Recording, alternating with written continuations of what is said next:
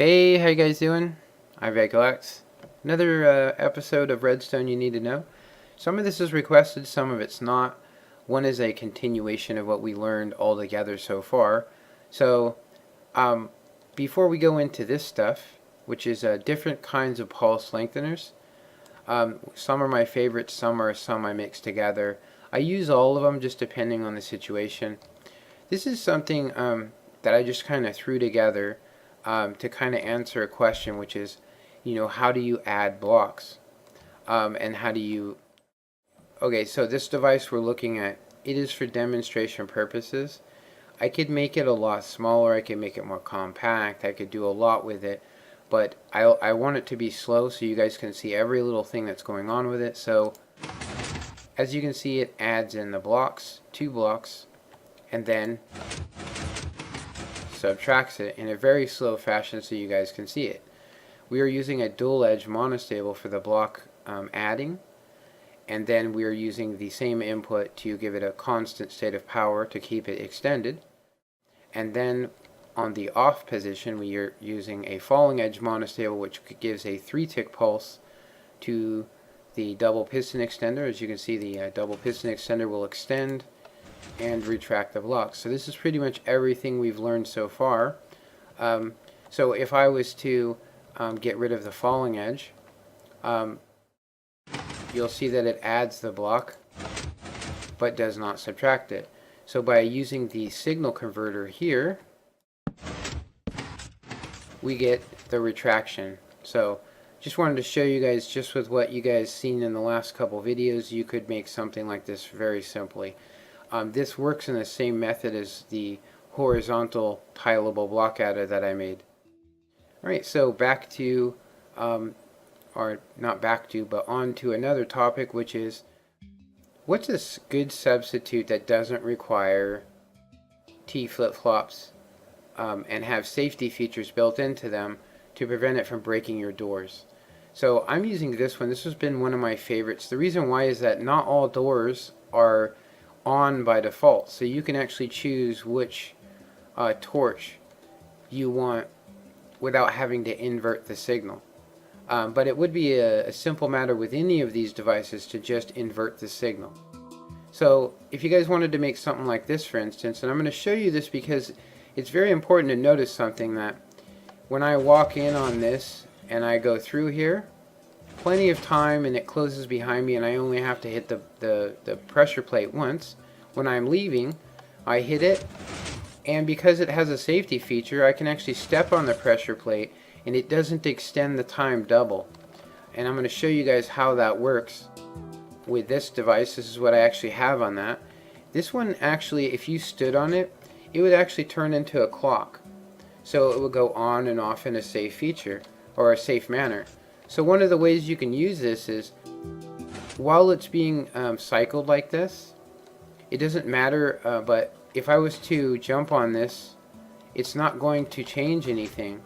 As you can see, it will not affect the device.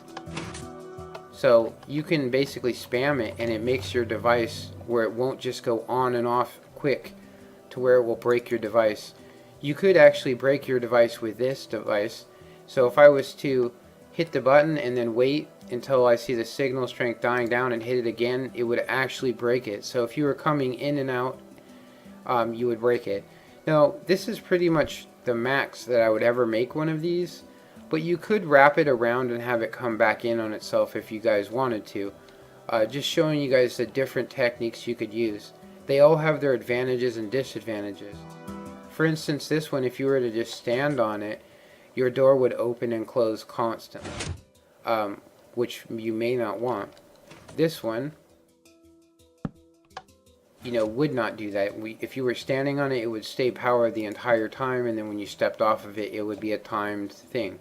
So really cool.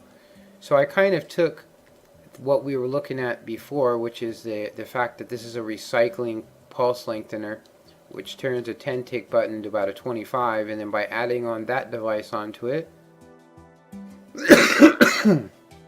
excuse me, by adding that device onto it, we can actually now adjust it to be beyond 30 something ticks. So as you can see here, it stays on quite a long time.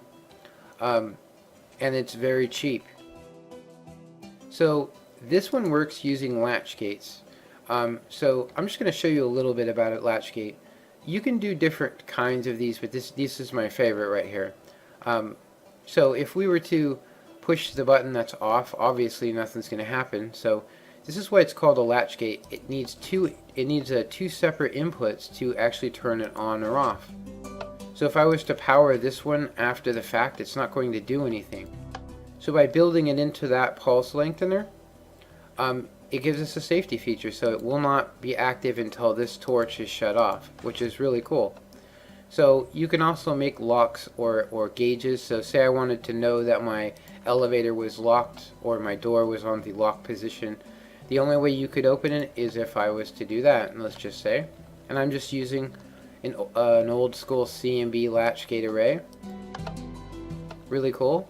So to look at that further, this is CMB's latch array system, which requires intricate timing and perfect setup, and you need to know the codes and stuff. This has a resettable feature to it, which means you have to input the right input or button in order to get the correct opening. Now this says it's 1-3, but it's actually 1-4. So, but we can do dual digits on this one because I have it in the reversed order. I'm not going to go into how that works, but it's just slightly modified from CMB's original design.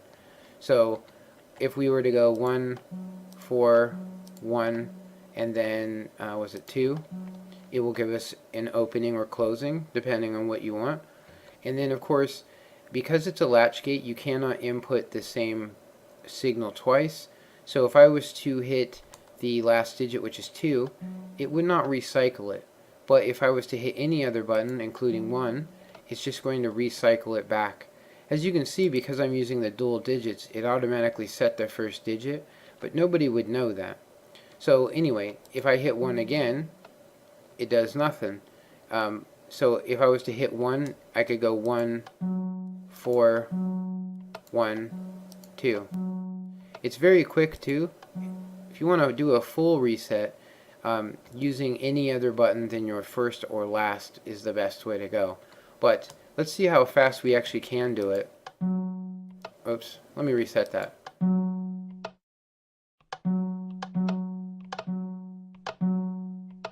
Very quick. Yeah, you can't just enter in any old combination. If I was to hit the last digit first, or you know, a lot of people say, oh, all I have to do is just hit the last digit and it'll open. If that happens, there's something wrong. I'm just going to tell you, because this works perfectly. It's worked perfectly even before there were pistons.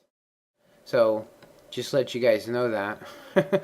So it has always worked.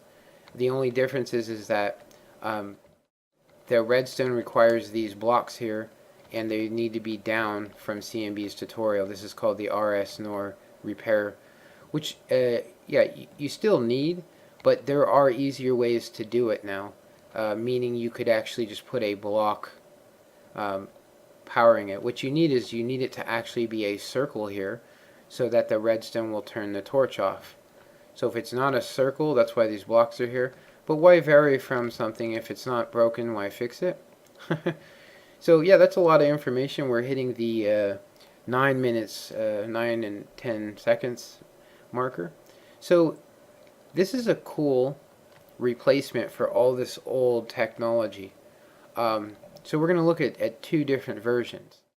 There's things that we couldn't actually achieve without some drastic stuff prior.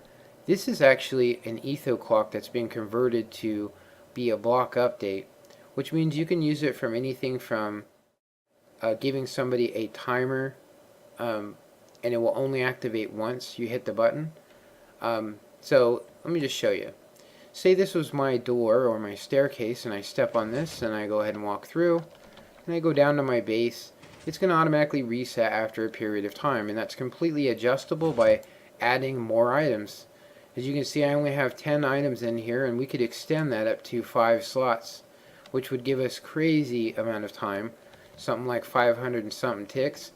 But the other thing that's cool about this is that it could be simply updated. to give you your retraction or whatever, which is cool. But it's very simple. If you look at this, it only takes up a 2 by, was that 2, 4, 6 area, and you could actually build across the top of it if you'd like to. Very, very small and compact little device, one wide, not tileable, but one wide. And if you look at these are all 2, and some of them you actually couldn't. Well, like this one you could actually bury. I actually have before. But on the Xbox, I wouldn't recommend putting blocks over torches just because they sometimes don't work. This one is actually really good for burying, but it's still 2. It takes up a 2 area. But yeah, to get the same thing from this, and it's completely adjustable without any more redstone, just simply adding dirt or whatever. Very cool. Alright, sorry to cut that video short. I was actually going to show you guys my version 5 elevator and the blaze farm. I'll have to do that in another video. Anyway, I hope you guys enjoyed this. Comment, like, and subscribe. And of course, if you guys have anything that you guys would like me to add in on the next episode, let me know. And other than that, look for my next Let's Play, and also showcase of a version 5 elevator and a blaze farm. That's pretty cool. Anyway, thanks for watching. Later.